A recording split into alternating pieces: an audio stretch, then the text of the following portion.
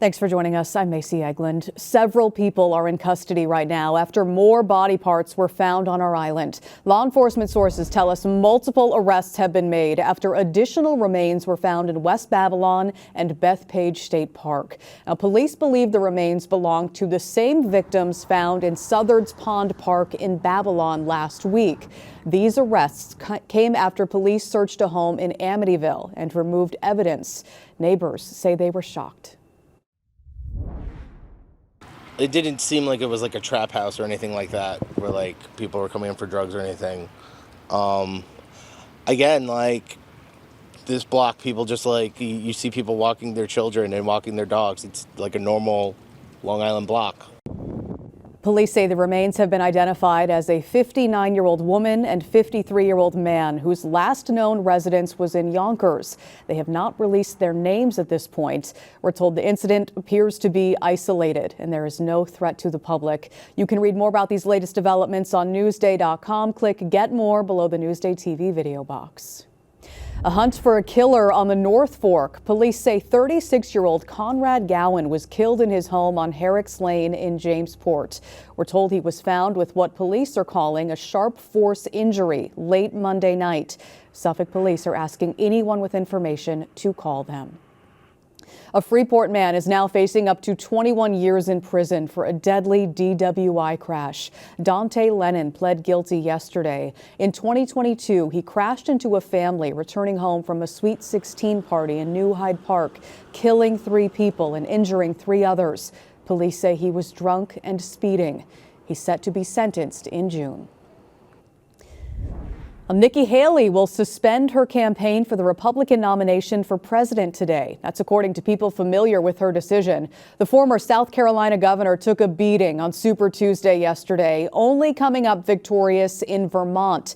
Now, Haley's move cedes the Republican nomination to former President Donald Trump and effectively kicks off the general election, with Trump and President Joe Biden taking unofficial command of their parties early in primary season.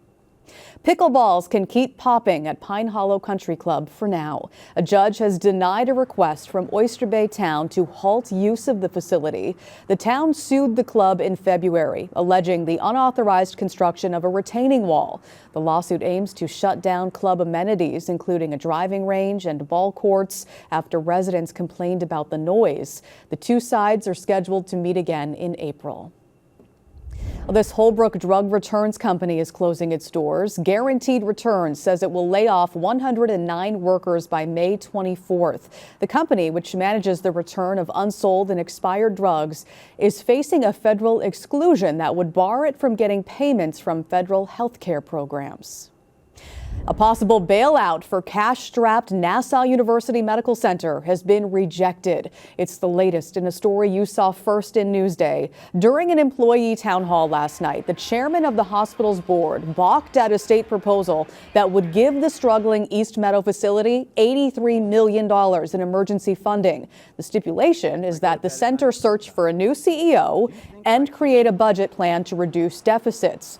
The board chairman is accusing the state of extortion. The state made a pledge to the poor people of our state, upstate, downstate, and Long Island, to take care of people with health care, regardless of their ability to pay.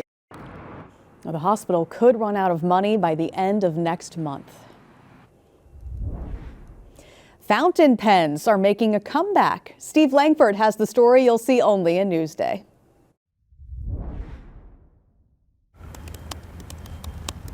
Is the pen mightier than the board? It just gives me that sensory experience of enjoying what I write. Sid Misra of Mineola has been fascinated with fountain pens since 5th grade, when he learned that Anne Frank's father had given her one to write her diary. Basically, I've been using fountain pens ever since. Today, Misra goes to pen shows around the country and buys and sells fountain pens and even repairs them. This pen itself would probably go for about $4,500. We're introducing this pen next week. We're already sold out. The distributor of one of the classic American fountain pen brands, Esterbrook, has its headquarters in Mineola. President Johnson signed the Civil Rights Act with an Esterbrook. Kenro Industries says the fountain pen business is rebounding. The Company says it has retailers in 46 countries. And we essentially started from nothing. I mean, this was a brand that was thriving during the 50s and the 1960s. Everyone had an Estabrook in their home. A reported revival of the use of fountain pens comes more than a decade after smartphones seemed destined to make handwriting a lost art. Some reporters still take notes longhand, and some reporters can even read their own handwriting. Sid Misra says he's now got fountain pen pals all over. Actually, through COVID, just our pen group alone, like our one pen group on Facebook, has gotten 30,000 new members. The right stuff. Steve Langford for Newsday TV. You can read more about these pens on Newsday.com. Click Get More below the Newsday TV video box.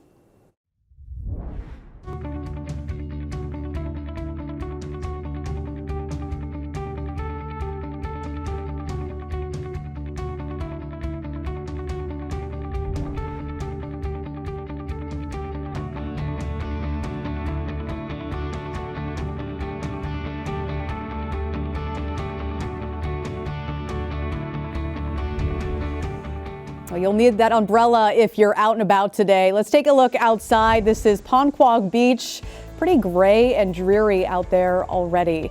Here is a look at your day planner. Highs today around 50 degrees with that rain starting around noon. Tomorrow, those showers do continue, staying around same temperature, pretty much 50 degrees for tomorrow as well. So let's take a look at your futurecast. You can plan this out. You see that rain come in. It gets heavier late this afternoon into tonight.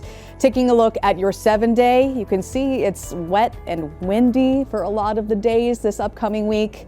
But hey, at least we are well above freezing. So let's hope no more snow this winter. Fingers crossed.